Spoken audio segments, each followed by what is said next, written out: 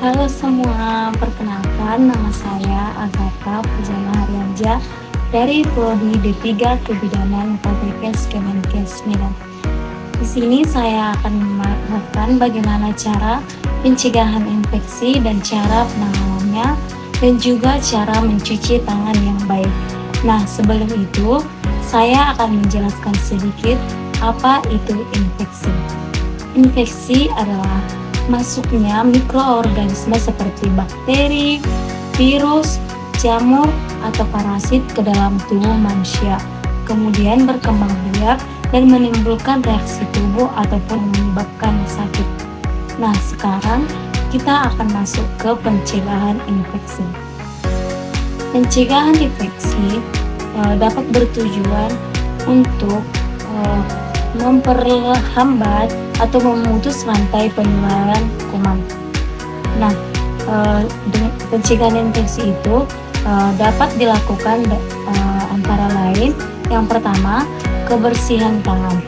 Kebersihan tangan dapat dilakukan dengan mencuci tangan dengan benar, yaitu dengan menggunakan sabun ataupun jika tangan tidak terlalu kotor bisa menggunakan hand sanitizer sebelum dan sesudah kontak dengan pasien atau lingkungan.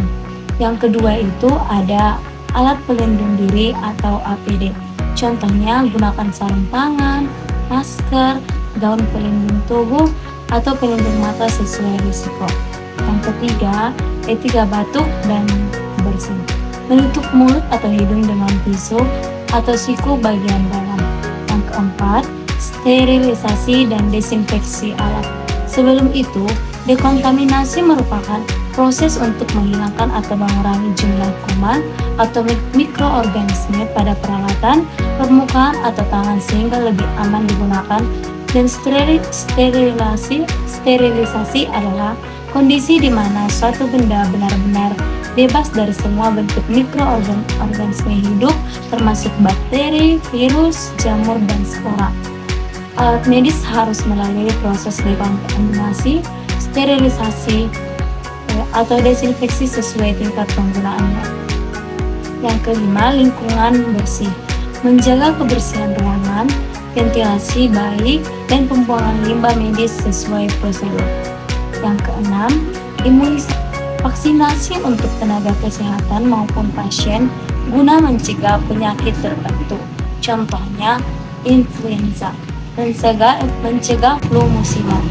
Yang kedua, hepatitis B, mencegah infeksi hepatitis B.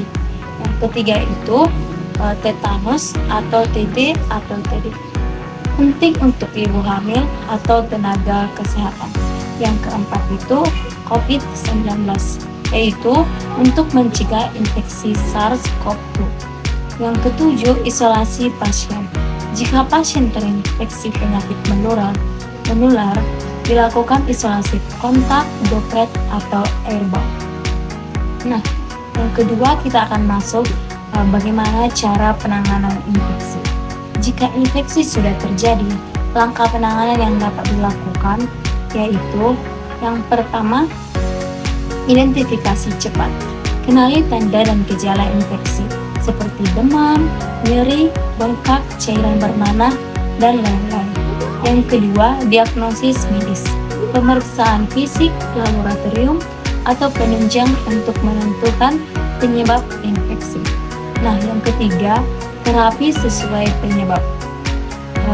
Terapi dapat dilakukan dengan misalnya antibiotik untuk infeksi bakteri dan harus sesuai resep dokter agar tidak resisten, seperti antivirus, anti jamur, atau anti parasit sesuai jenis infeksi. Yang keempat itu perawatan luka. Membersihkan luka dengan antiseptik, mengganti balutan, dan menjaga kebersihan area. Yang kelima, dukungan sistem imun, di mana seperti istirahat cukup, nutrisi baik, hidrasi, dan pengendalian penyakit penyerta misalnya diabetes. Nah, yang keenam itu pengendalian penyebaran. Tetap menerapkan pencegahan agar tidak menular ke orang lain. Nah, selanjutnya di sini saya akan memaparkan bagaimana cara mencuci tangan yang baik. Terima kasih. Selamat menonton video bagaimana cara mencuci tangan yang baik.